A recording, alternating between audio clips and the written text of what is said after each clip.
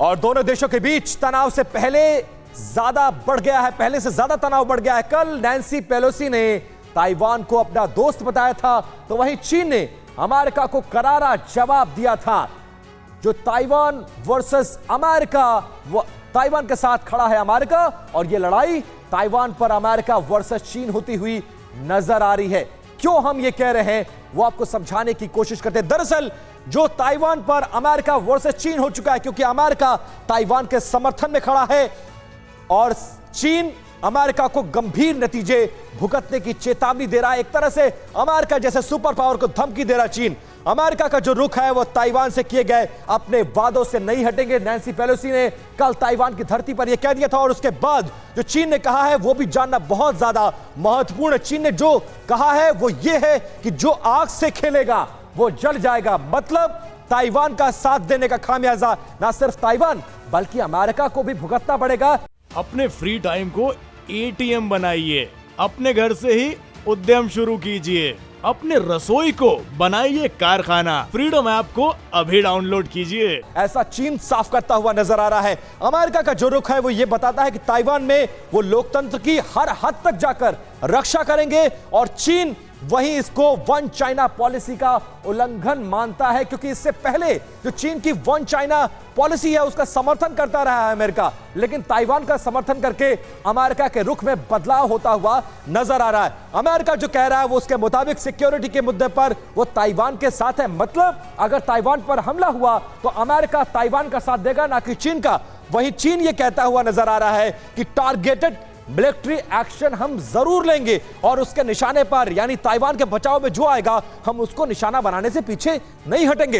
America का जो रुख है वो ये है कि आर्थिक मोर्चे पर सहयोग जो अब तक ताइवान को वो करता रहा है वो सहयोग आगे भी जारी रहेगा, जबकि चीन ये कह रहा है कि ताइवान पर हम कई सारे प्रतिबंध लगाएंगे और इन प्रतिबंधों की शुरुआत भी कर चुका है। इसके साथ साथ आपको बताते चले कि दोनों देशों के बीच जो तनाव बढ़ा हुआ है उसमें चीन खुलकर ताइवान के साथ आकर खड़ा हो गया है, और यही बात चाइना को सबसे ज्यादा परेशान कर रही है। सुमारा, नैन्सी के ताइवान दौरे से बौखलाए चीन का एक्शन सामने आया है। ताइवान पर चीन का साइबर अटैक सामने आया है। ताइवान के रक्षा मंत्रालय की वेबसाइट पर साइबर हमला किया गया। ताइवान सरकार ने साइबर हमले की जानकारी दी है जो चीन की तरफ से किया गया है। लगातार इस तरह के साइबर अटैक किए जा रहे हैं। ये साइबर अटैक नैन्सी पेलोसी के ताइवान पहुंचने से पहले भी किए गए थे। तो साइबर अटैक किया जा रहा है, कुछ पाबंदियां लगाने की कोशिश की गई है, वॉर ड्रिल की जा रही है। ये तमाम जो इस वक्त ताकत दिखाने की कोशिश है या ताइवान के लिए परेशानी खड़ी करने की या पैदा करने की कोशिश है, वो दरअसल नैन्सी पेलोसी के दौरे से पैदा हुए हालात की वजह से ज्यादा है। और नैन्सी पेलोसी के दौरे के वक्त कुछ ऐसे भी देश थे जिन्होंने चीन का साथ दिया और अमेरिका से अपनी दुश्मनी बढ़ा ली। वो कौन कौन से देश हैं, आइए आपको ग्राफिक्स के जरिए दिखाने की कोशिश करते हैं और ये समझाने की कोशिश करते हैं कि इस वक्त दुनिया में क्या कुछ चल रहा है। सबसे पहला जो दुश्मन नंबर 1 है इस वक्त अमेरिका का, रशिया। दुश्मन का दुश्मन दोस्त होता है, इसलिए ताइवान के साथ जैसे अमेरिका खड़ा हुआ, रशिया चीन के साथ आकर खड़ा हो गया। और रूस और यूक्रेन की लड़ाई में चीन ने रूस का साथ दिया था, इसलिए रूस ने कहा कि नैन्सी पेलोसी की जो ताइवान यात्रा है वो वहां पर तनाव बढ़ाएगी। इसके अलावा जो दूसरा देश है वो है बेलारूस। बेलारूस से अमेरिका की दुश्मनी किसी से छिपी नहीं हुई है, और वो ये कहता है कि पेलोसी की यात्रा ने चीन और ताइवान के तनाव को और बढ़ा दिया है। इस तरह की यात्रा से अमेरिका को बचना चाहिए था।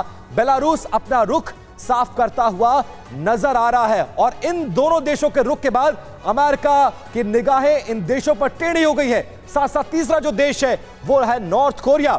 नॉर्थ कोरिया ये कह रहा है कि चीन को अपनी संप्रभुता की रक्षा करने का पूरा अधिकार है और इस बीच में किसी को नहीं आना चाहिए। मतलब नॉर्थ कोरिया इशारे में अमेरिका को समझाने की कोशिश कर रहा है। चौथा जो बड़ा देश है वो ईरान है।